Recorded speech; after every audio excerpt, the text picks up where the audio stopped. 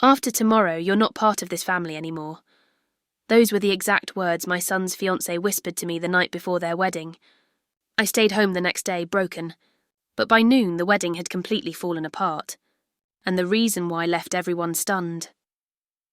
The night before my son's wedding, I thought I was about to step into the happiest chapter of his life, and maybe the most rewarding one of mine. After all, I had raised him alone for 27 years through sacrifices no one but me would ever understand. I had given up promotions, skipped vacations, and learned to stretch every dollar until it nearly tore apart. Also, my boy, Michael, could grow up never feeling the weight of what we'd lost when his father walked out. To me, his wedding was not just about him marrying the woman he loved. It was proof that I had done something right, that I had raised a good man despite all odds. At least that's what I told myself. That evening, I stopped by the rehearsal dinner venue to deliver something I'd been working on for weeks, a scrapbook of Michael's life. From his first steps to his high school graduation, from scraped knees to the day he got accepted into law school, I poured my entire heart into it, wanting his future wife, Chloe, to see just how much love and sacrifice had shaped the man she was about to marry. Chloe met me at the door. She was stunning, as always. Perfect hair, perfect dress, perfect smile, but that night her eyes were colder than I'd ever seen them. "Chloe," I said, holding out the scrapbook. "I made this for Michael. I thought it might be nice for you two to flip through it together tonight." She didn't even glance at it. Instead, she leaned in close, her voice low enough that no one else could hear.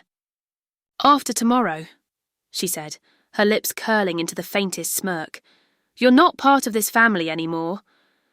The words hit me like a fist to the stomach. I blinked, unsure I'd heard her correctly. "Excuse me? You heard me," she whispered. "You've done your part. You raised Michael. Tomorrow he becomes my husband, my family. And you're just extra baggage. Don't embarrass yourself by clinging on." I stood frozen, clutching the scrapbook like it was the only thing keeping me upright. My throat burned, but no sound came out. She tilted her head, almost amused at my silence. "Honestly, I've tolerated you long enough. Michael loves you, of course, but love makes people blind. I see you for what you really are, someone who doesn't belong in our future. So do us both a favour. Don't come tomorrow. Spare us all the nonsense." I should have said something. I should have defended myself. Instead, I felt the weight of years pressing down on me, years of loneliness, of working double shifts, of pretending I wasn't exhausted just so Michael wouldn't see how hard life was without his father. And now this woman, the one who claimed to love him, was telling me I was disposable. She patted my arm like I was a child who needed comforting. "Go home, Mrs. Anderson, sleep in. Tomorrow will be the best day of our lives, and we don't need you there to ruin it." I didn't remember leaving. I didn't remember driving home. What I do remember is sitting on the edge of my bed that night, staring at Michael's scrapbook. My hands shook so badly the pages nearly tore. Every picture was a memory of love, sacrifice, and perseverance. And yet tomorrow I was supposed to pretend none of it mattered, that I didn't matter. Tears blurred my vision, but beneath the heartbreak, something else stirred. A cold, quiet anger. I whispered into the dark. If I'm not part of this family after tomorrow, then tomorrow I won't be there at all. And so the next morning I stayed home. I thought the wedding would go on without me. I thought Michael would marry her and I'd be left behind, erased from my own son's story. But by noon that day, the entire city of Seattle knew. The wedding hadn't happened, and the reason why would change everything. Her father, a businessman with a trail of failed ventures, had even bragged to a guest that once Chloe married Michael, our financial troubles will disappear. By the time Michael stormed into the bridal suite, he was shaking with rage. Chloe, radiant in her gown, turned with a smile. "Sweetheart, are you ready?" He held up the phone. "What the heck is this?" Her face faltered. For the first time, the mask slipped. "That's not what it looks like," she began. "It's exactly what it looks like," Michael roared. "2 weeks ago with your boss." Her bridesmaids gasped. The room went silent. Chloe's voice turned sharp. "Michael, listen to me. No, you listen." His voice broke. "You told my mother she wasn't part of this family. You tried to cut out the one person who's always been there for me. And all this time you were lying to my face." Chloe's cheeks flushed red with fury. "Your mother, is that what this is about? She's been poisoning you against me from the start." "She's jealous, Michael. She doesn't want to let go. But the words fell flat because in that moment Michael realised the truth. I hadn't needed to poison him against her. She had poisoned herself. By 11:15, the church was in chaos. Guests whispered, gasped, and checked their phones as the news rippled through the pews. The pastor tried to restore order, but Michael walked down the aisle, not with a bride, but with a grim announcement. "There will be no wedding today," he said, his voice shaking but firm. "Chloe has betrayed my trust. This ceremony is cancelled." Gasps filled the church. Chloe's parents rose in protest, her mother screeching, "Don't you dare humiliate our daughter like this." But Michael didn't flinch. She humiliated herself. Chloe, furious, chased after him, screaming about lies and misunderstandings. But the pictures didn't lie. Neither did the whispers of her ulterior motives. By noon, the guests were filing out in stunned silence. Some shook their heads. Some muttered about wasted money and ruined plans. Others whispered sympathy for me, though I hadn't even been there. When my sister finished relaying the story, I sat frozen, the phone pressed to my ear. My heart ached for Michael, for the heartbreak he didn't deserve. But beneath the sorrow, another feeling bloomed: vindication. Chloe had told me I wasn't part of the family, and now there was no family for her to claim. I whispered into the phone, almost to myself. She wanted me gone. But she's the one who's gone now. That should have been the end of Chloe's story, but it wasn't. Because when people like her lose everything, they don't go quietly. And I was about to find out just how far she and her family were willing to go to claw back what they thought was theirs. For the rest of that day, my phone didn't stop buzzing. Friends, neighbours, even distant relatives all calling, texting, sending links to social media posts. The cancelled wedding was everywhere. One headline read, "Law student calls off wedding minutes before ceremony after fiancé's secret affair exposed." But another, more venomous post caught my eye. "Mother-in-law sabotages wedding." Tears family apart, my stomach dropped. Chloe's family was already rewriting the story. By evening, whispers had spread that I was the reason the wedding never happened, that I'd fed Michael lies about Chloe, that I had convinced him not to go through with it. It was absurd. Michael had seen the photos with his own eyes, but lies travel faster than truth, and Chloe's parents were masters of performance. At one point, Chloe herself even went on social media, posting a photo of her in her ruined wedding dress, mascara streaking her cheeks with the caption, "Some people just can't let go. Some mothers don't know when to stop." The comments flooded in, strangers offering sympathy, friends demanding to know what kind of mother ruins her son's happiness. I wanted to scream. I wanted to shout the truth from the rooftops. But Michael begged me not to engage. "Mom, don't stoop to her level. Everyone close to us knows what really happened." But the problem was, not everyone close to us knew. Some believed her. Some questioned me outright. Even people I'd known for years asked, "Margaret, did you really tell Michael not to marry her?" It cut deeper than I expected. After everything I had sacrificed, after everything Chloe had done, I was still the villain in someone else's story. And then things got worse. 2 days later, I received a letter, a legal letter. Chloe's family was threatening to sue me for defamation, for emotional damages, even for interference with contractual relations. I stared at the paper, my hands trembling. Interference with contractual relations? What did that even mean? I brought it straight to my friend Linda, who worked at a law office in Seattle. She skimmed it and shook her head. "This is intimidation, Margaret. They're trying to scare you.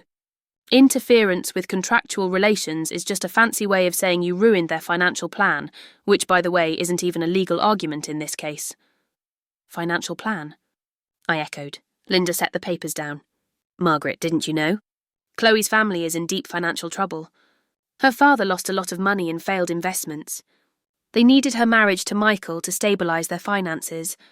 That prenup, it was written to protect them, not Michael. If he'd signed it, a significant portion of everything he earned for the next decade would have been funneled into their accounts." My blood ran cold. So it had never been about love, not even for a second. It was about money, control, security.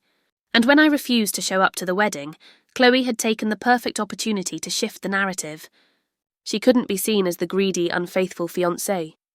So she painted me as the bitter, controlling mother. It was brilliant. Cruel, but brilliant. For the next week, the harassment didn't stop. Anonymous messages flooded my inbox. "Monster, jealous old hag, you ruined your son's life." And Chloe's family, they weren't done. One afternoon I came home to find Michael sitting on my couch, his face pale, holding a letter of his own. "They're threatening me too, Mom," he said quietly. "Chloe's father says if I don't publicly clear her name, he'll drag you into court. He'll ruin you financially." I sank into the chair across from him, my heart pounding. "What did you say?" Michael's jaw tightened. I told him to go to heck. But I could see the worry in his eyes. He was fresh out of law school with student loans and a future just beginning. A lawsuit, even a frivolous one, could drain him before his career even started. "Mum," he whispered, "I don't know how much more of this I can take. They're relentless." I reached across the table and took his hand. For years I had carried him through storms. Now he was trying to shield me. But this wasn't a storm we could weather with silence. No, this was war. That night, as I lay awake staring at the ceiling, I remembered something Chloe had said during one of her smug little tirades months earlier. "You don't understand, Mrs. Anderson. In this world, perception is everything. People believe what they see." She was right. People believed her because she played the part well, beautiful, heartbroken, the victim of a cruel mother-in-law. If perception was her weapon, then I would have to fight back with truth. Not quietly, not politely, but publicly. And I had just the ammunition I needed. Because Chloe's betrayal wasn't just emotional, it was a calculated scheme. And once I exposed her family's financial plans, no amount of crocodile tears would save her. I didn't know it yet, but the next chapter of this battle wouldn't be fought in whispers or gossip. It would be fought with facts. And this time I wouldn't be silent. For weeks, Chloe's smear campaign continued. Her family pushed their narrative at every turn. I was the bitter mother who couldn't let go, the woman who ruined her son's happiness out of jealousy. It might have worked if not for one thing. The truth has a way of clawing its way to the surface. I spent days collecting everything I could. Old emails, screenshots Michael had saved, copies of the prenup Chloe's father had drafted, laced with clauses so predatory it looked more like a business acquisition than a marriage agreement. Linda, my friend at the law office, connected me with a financial investigator. Within a week, we uncovered exactly what Chloe's family had been hiding. A string of financial failures, debts and legal disputes stretching back nearly a decade. They hadn't wanted Chloe to marry Michael for love. They had wanted his career, his salary, his future. The prenup was their golden ticket. Armed with this, I knew what I had to do. 2 weeks later, Chloe's family hosted a damage control dinner at a fancy hotel in downtown Seattle. They invited Michael, claiming it was to talk things over. He begged me not to come. He didn't want me ambushed, but I knew if I didn't face them, they'd never stop. So I walked into that hotel ballroom wearing the pale blue dress I had bought for the wedding. The dress I never got to wear. Chloe's parents sat at the head of the table, Chloe beside them in a sleek black dress, her smile sharp as a blade. "Well," her father said smoothly, "look who decided to join us. Mrs. Anderson. We were just discussing how to resolve this unfortunate misunderstanding." "Misunderstanding?" I repeated, my voice steady. "You mean the affair or the fraudulent scheme?" Chloe's smile faltered. "You're still clinging to lies." I set a thick folder on the table. "Then maybe you can explain these financial records, bankruptcy filings, and this, your prenup. Clause 14, subsection 3. In the event of divorce within the first 5 years, a large percentage of Michael Anderson's income shall be transferred into accounts held jointly by Chloe Hayes and her father." Richard Hayes. Gasps rippled around the table. Even Michael, who had skimmed the document but never studied it in detail, turned pale. "You were planning to drain him," I said coldly. "You wanted his future earnings to bail out your family's failures." Chloe's father's face flushed crimson. "You have no right to—" "I have every right," I cut him off, "because you dragged my name through the mud. You painted me as a jealous, bitter woman. But now everyone will see the truth. You weren't marrying Michael into your family. You were marrying his bank account." Chloe's eyes narrowed into slits. "You wouldn't dare make this public." I leaned forward, my voice low but razor-sharp. "Watch me!" The confrontation spiraled into chaos. Chloe tried to insist the photos of her affair were fake. Her father threatened lawsuits. Her mother cried about family unity. But Michael didn't flinch this time. He stood up, his voice trembling but firm. You lied to me. You lied about loving me, about wanting a life together. All you wanted was money. Chloe reached for his hand, her voice suddenly soft, pleading. Michael, please. I made mistakes. Yes, but it was you. I wanted you, not your money. But he shook his head. If that were true, you wouldn't have tried to erase my mother. You wouldn't have told her she wasn't part of my family. The room went silent. Chloe froze, realizing her words had come back to haunt her. Her mask cracked completely, desperation spilling through. She's turning you against me. No, Michael said, his voice breaking. You did that all on your own. That night, I thought the confrontation would end with shouting, with threats, with broken promises. But instead, it ended with Michael walking out of that hotel, my arm linked through his. Chloe followed, shouting after him, begging, sobbing, swearing it wasn't what it looked like. But for the first time, he didn't look back. By the time we reached the parking lot, Michael stopped and turned to me. His eyes were red, his face pale, but there was a new strength in his voice. Mom, he whispered, I should have listened to you. I pulled him into my arms, holding him like I had when he was a child. You see it now, I whispered. That's all that matters, but as we drove away, Chloe's words echoed in my mind. You wouldn't dare make this public. She was wrong. Because if she wanted a war of perception, then perception she would get.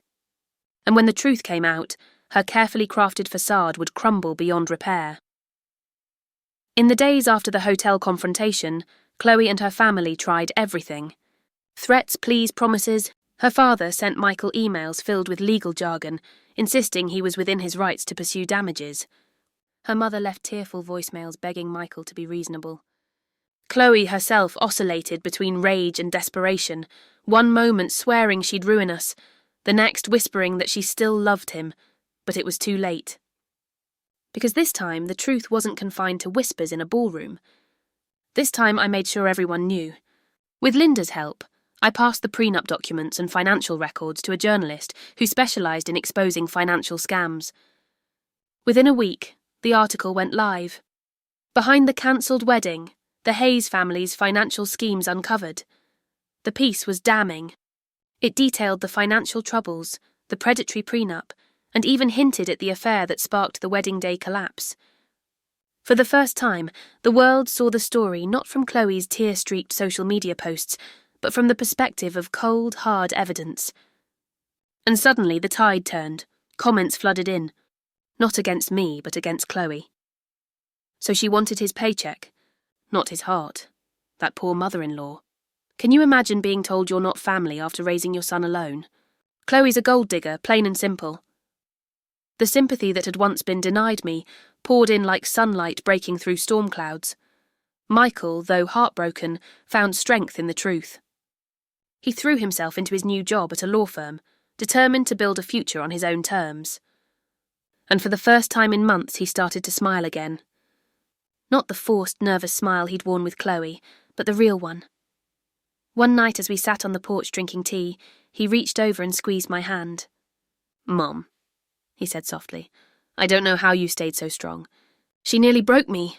I looked at him, the boy I had raised now a man forged by fire, because I've been through worse, and because I knew one day you'd see her for who she was. It just took time. His eyes glistened. You were always my family, always.